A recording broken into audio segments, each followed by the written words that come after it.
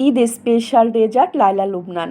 লায়লা লুবনানের উপরটা কিন্তু আমি চকলেট চিপস দিয়েছি, আর যখন লায়লা লুবনান কেটে শেয়ার করেছি উপর থেকে কিছুটা পরিমাণ সুগার সিরাপ দিয়ে কিন্তু ঠান্ডা ঠান্ডা এই লায়লা লুবনানটা কেটে শেয়ার করতে হবে। আপনার বাসার ছোট্ট সোনামণি থেকে ছোট বড় সবাই কিন্তু ঠান্ডা ঠান্ডা এই ডেজার্ট লায়লা লুবনান পছন্দ করবে।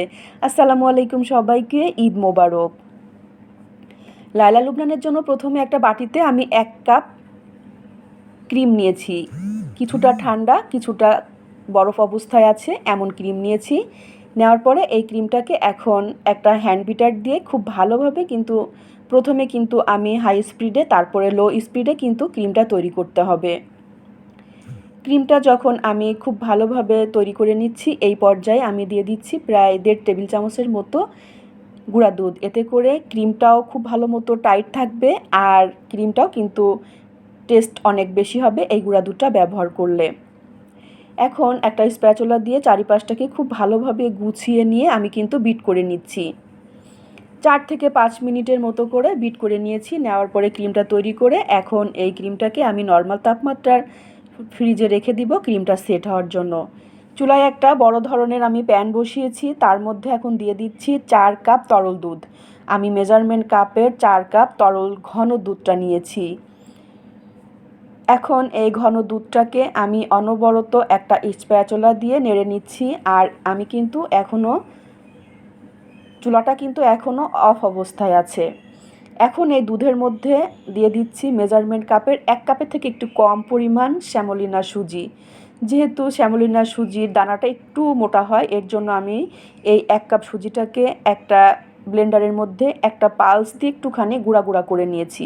এতে করে খেতে কিন্তু অনেক টেস্ট আসবে, মুখে একটু কম দানা লাগবে। এখন সুজির সাথে দুধটাকে খুব ভালোভাবে একটু সময় নিয়ে মিলিয়ে নিয়েছি। নেওয়ার পরে চুলার আঁচটা কিন্তু এখন আমি লো ফ্লেমে রেখে অনবরত কিন্তু নাড়াচাড়া করে নিচ্ছি। নাড়াচাড়া করতে করতে এর মধ্যে এখন দিয়ে দিচ্ছি মেজারমেন্ট কাপের হাফ কাপ চিনি। প্রথমে আমি হাফ কাপ চিনি দিচ্ছি, আমার কাছে মনে হয়েছে চিনির পরিমাণটা আরও একটু লাগবে। দুধের সাথে সুজির সাথে চিনিটাকে খুব ভালোভাবে কিন্তু গলিয়ে নিতে হবে। চুলা কিন্তু এখন লো ফ্লেমে রেখে কিন্তু আমি অনবরত নাড়াচাড়া করে নিচ্ছি। চুলার ফ্লেম কিন্তু হাই ফ্লেমে কিন্তু রাখা যাবে না। অনবরত নাড়তে নাড়তে আমার কাছে মনে হয়েছে যে আরও 1 টেবিল চামচের মতো চিনির প্রয়োজন। আমি মিষ্টির পরিমাণ আপনারা কে কতটা খেতে পছন্দ করেন ওই অনুযায়ী চিনিটা ব্যবহার করবেন। আমার কাছে একটু হালকা মিষ্টি খেতে বেশি ভালো লাগে। চিনিটা যখন গলে গিয়ে পানি বের হয়ে এসেছে এই পর্যায়ে আমি এখানে দিয়েছি 2 টেবিল চামচের মতো গুঁড়া দুধ। গুঁড়া দুধটা দিয়ে কিন্তু অনবরত এখন নাড়তে হবে। চুলার আঁচটা কিন্তু একেবারে লো ফ্লেমে রেখে আপনাকে সুজিটা খুব ভালোভাবে রান্না করে নিতে হবে।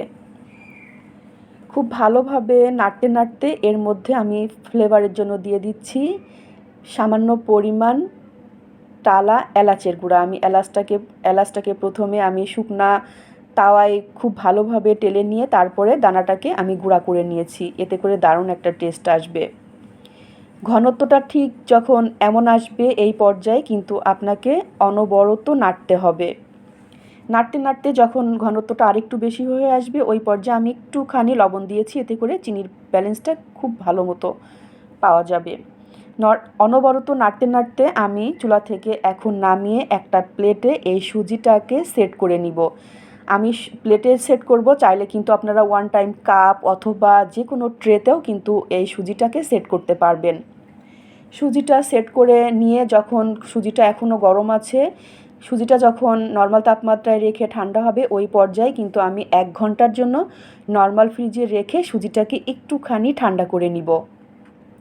1 ঘন্টা পরে আমি নর্মাল ফ্রিজ থেকে বের করে নিয়ে এসেছি। নিয়ে আসার পরে এখন আমি ক্রিমটাকে আমি যে ক্রিমটা রেডি করেছিলাম ওই